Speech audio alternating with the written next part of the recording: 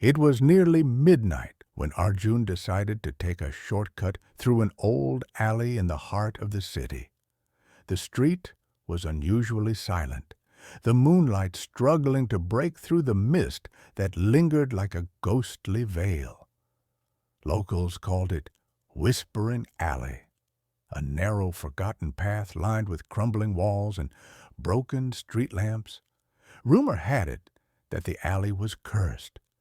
People claimed to hear voices, whispers from the shadows. Some said those who entered after dark never returned the same. But Arjun didn't believe in such nonsense. A rational man in his late 20s, he was on his way home from a friend's place and didn't feel like walking the extra kilometer around the block. The alley would save him 10 minutes. He lit a cigarette, adjusted his backpack, and stepped in. The moment his foot hit the cobblestone, he felt something strange, a sudden drop in temperature. The air turned thick, heavy, almost alive. He shrugged it off and kept walking. Each step echoed sharply.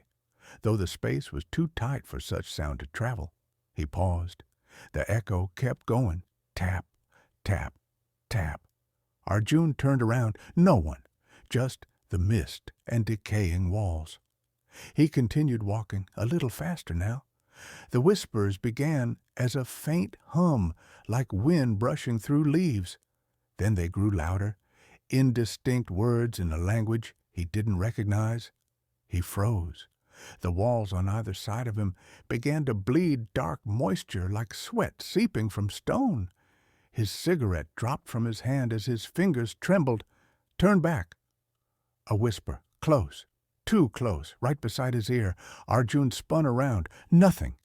He started walking faster, almost running now. But the alley seemed to stretch endlessly. The exit that should have been visible by now was gone. Behind him, the entrance had vanished into darkness. The air tightened, pressing on his lungs. A light flickered overhead. Shadows began to move, not his, not shaped like anything human. Crawling, twitching forms slithered across the walls. He broke into a full sprint.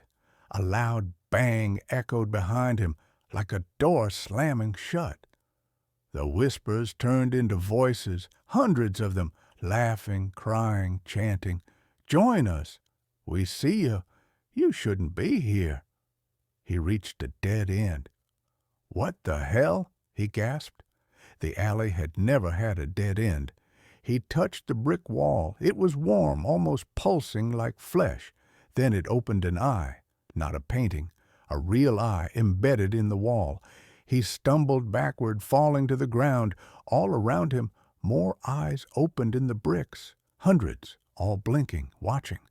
The ground beneath him squirmed. Hands, bony, pale, rotting, burst from the stone and grabbed his legs. He screamed, kicking, trying to break free. One hand reached into his mouth, silencing him. The whisper stopped. The alley went completely still. And then, darkness.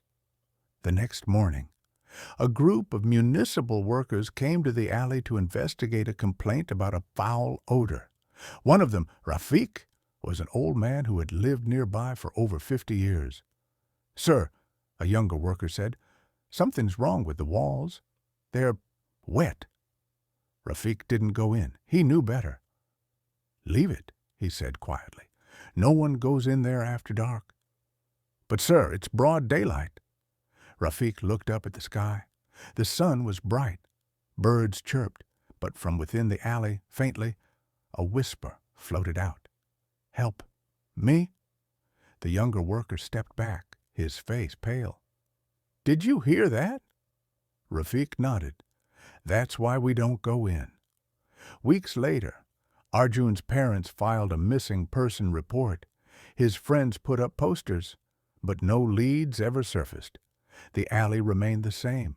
Except now, if someone stood outside after midnight, they could hear footsteps, sometimes whispers. And on rare nights, if you listened closely, you could hear a voice screaming from deep within the bricks. Local legend. now says the alley chooses someone every few years, someone who doesn't believe, and once it chooses you, there's no way out.